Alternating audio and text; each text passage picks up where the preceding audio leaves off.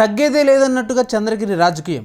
సై అంటే సై అంటున్నారు ఇద్దరు నేతలు. చంద్రగిరిలో వైసీపీ టీడీపీ పంచాయతీ మరింత ముదురుతోంది. ఆంధ్రప్రదేశ్ సార్వత్రిక ఎన్నికల తర్వాత జరిగిన అల్లర్ల నుంచి ఈ వార్ కంటిన్యూ అవుతోంది. తాజాగా మరోసారి చెవిరెడ్డి భాస్కర్ రెడ్డి పులవర్తెనాని మధ్య మాటల యుద్ధం పీక్ స్టేజ్కి చేరింది. తిరుపతి జిల్లా చంద్రగిరి నియోజకవర్గంలో మళ్ళీ రాజకీయ వేడి రాజుకుంటుంది. ఎన్నికలకు ముందు ఆ తర్వాత ఒకటేలా సాగుతోంది.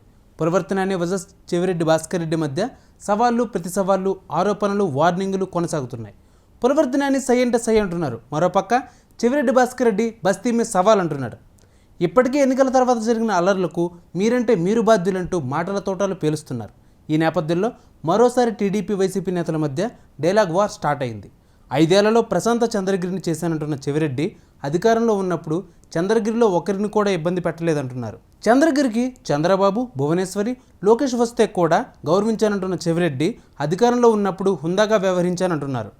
టీడీపీ ప్రభుత్వం అధికారంలో వచ్చిన 50 రోజుల్లో చంద్రగిరి నియోజకవర్గ పరిధిలోని 34 మంది వైసీపీ శ్రేణులపై కొందరు ముసుగు ధరించి భౌతిక దాడులకు దిగారని మాజీ ఎమ్మెల్యే చెవిరెడ్డి భాస్కర్ రెడ్డి ఆరోపించారు. ప్రశాంత వాతావరణంలో నియోజకవర్గ ప్రజలు జీవిస్తున్నారని, వారిని భయభ్రాంతులకు గురిచేసేందుకు ఎమ్మెల్యే పులవర్తెనాని ప్రయత్నిస్తున్నారని విమర్శించారు.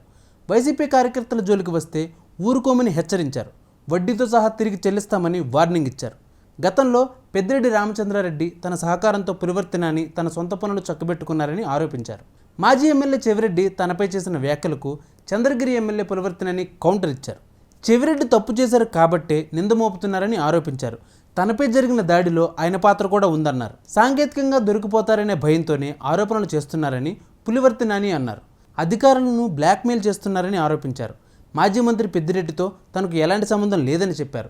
చెవిరెడ్డి అక్రమాలపై విచారణ జరిపించాలని సీఎం చంద్రబాబును కూడా కోరినట్టు చెబుతున్నారు చంద్రగిరి ఎమ్మెల్యే పులవర్తెనాని. ఇలా ఒకరిపై ఒకరు ఆరోపణలు, విమర్శలు చేసుకుంటూ మళ్ళీ రాజకీయాన్ని వేడెక్కించారు. అయితే చంద్రగిరి అల్లర్లపై మాత్రం ఒక్కో పార్టీది ఒక్కో వాదన.